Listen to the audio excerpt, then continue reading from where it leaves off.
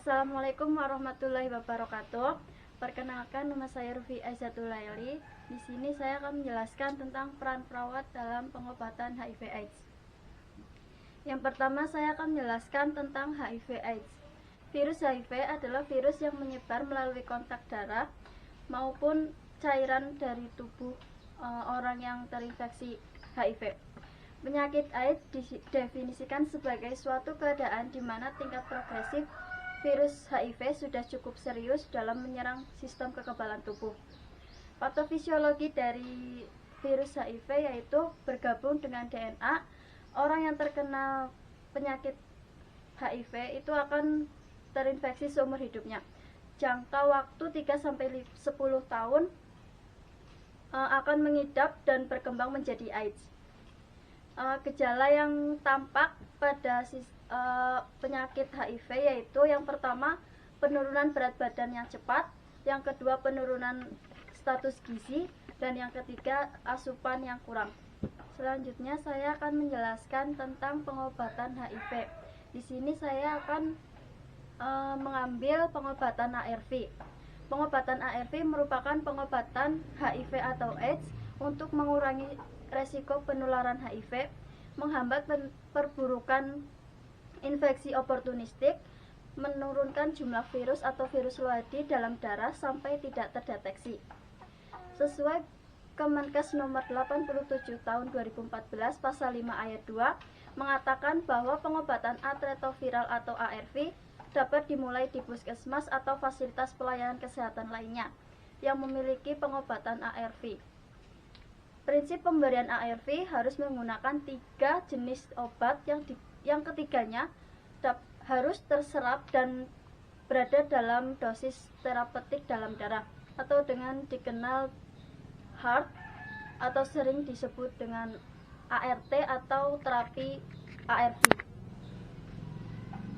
ARV direkomendasikan pada stadium klinis 3 dan 4 atau jumlah CD4 kurang dari 350.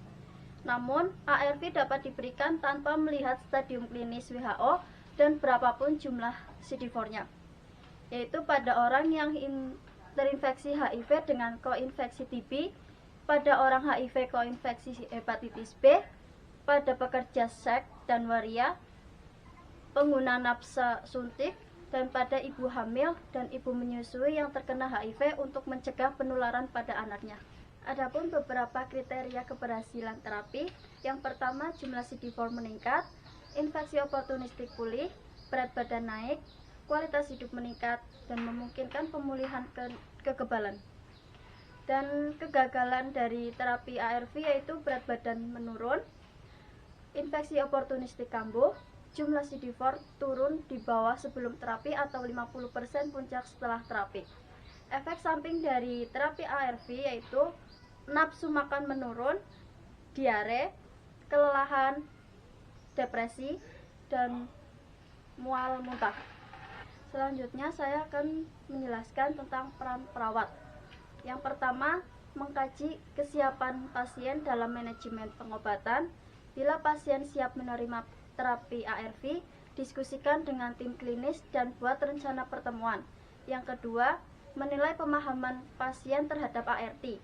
Yang ketiga, mengajarkan akan pasien patuh minum secara benar dan teratur. Yang keempat, mendidik pasien mengenai ART dan memberikan informasi yang lengkap kepada pasien. Yang harus disampaikan mengenai ART kepada pasien yaitu yang pertama, manfaat ART. Yang kedua, ART tidak dapat menyembuhkan HIV tetapi hanya mengendalikan. Yang ketiga, ART tidak dapat mencegah penularan HIV sehingga Anda harus aman dalam melakukan hubungan seks dengan menggunakan alat kontrasepsi. Yang keempat, efek samping dari ART. Dan yang kelima, mengonsumsi obat setiap dosis penuh dan tepat waktu. Sekian dari saya, kurang lebihnya mohon maaf. Assalamualaikum warahmatullahi wabarakatuh.